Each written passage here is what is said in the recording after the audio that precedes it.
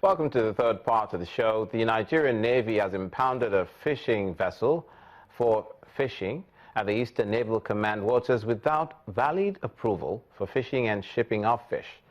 The arrest was made by the NNS Centenary during a routine patrol to check illegalities on the high seas.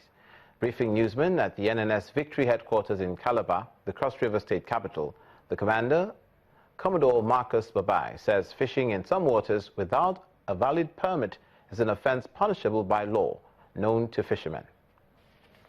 It was while we are in one of these patrols that Pt.3 was arrested by NNS Centenary. They were not having the naval approval for that period. That's naval approval for fishing and shrimping for that period. They were arrested. At that particular time, the papers they found with them were expired.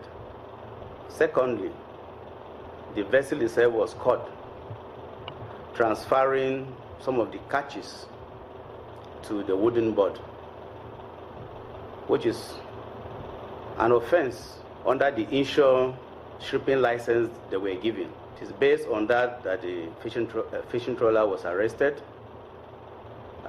We want to this afternoon hand it over to the Federal Department of Fisheries for further investigation. Also in the South, the acting managing director of the Niger Delta Development Commission, Mrs. Ibim Semenitari, has appealed to oil companies in the region to be more involved in the development of their host communities.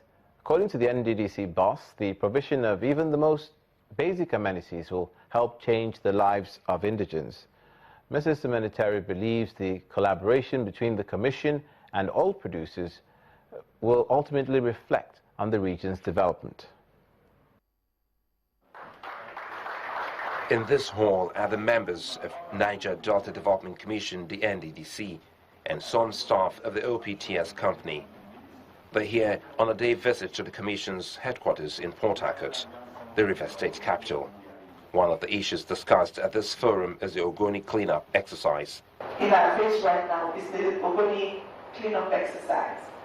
And I hear already that Chad is having conversations about this. Clearly, we must all show greater responsibility towards the environment. Certainly, we're seeing a bit more of that happening now. The acting managing director, Mrs. Ibim Semenitari, says that all companies in the region have the responsibility to clean up the environment.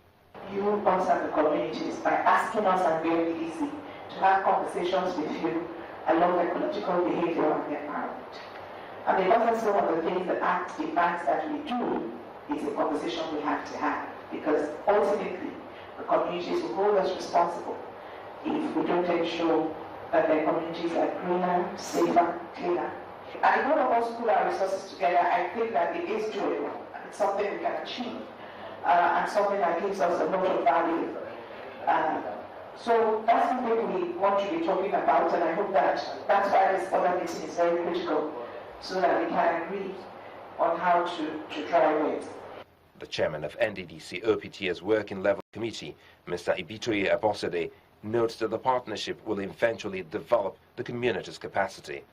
Experience is shared and learned with deeper understanding of how organizations will work to further work together to create shared values.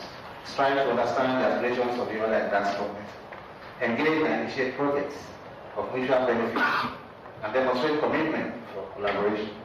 At the end of the meeting, both parties agree that partnership in the areas of technology, energy development, quality of leadership, and best environmental practices will effectively improve the lives of the people in the Niger Delta region.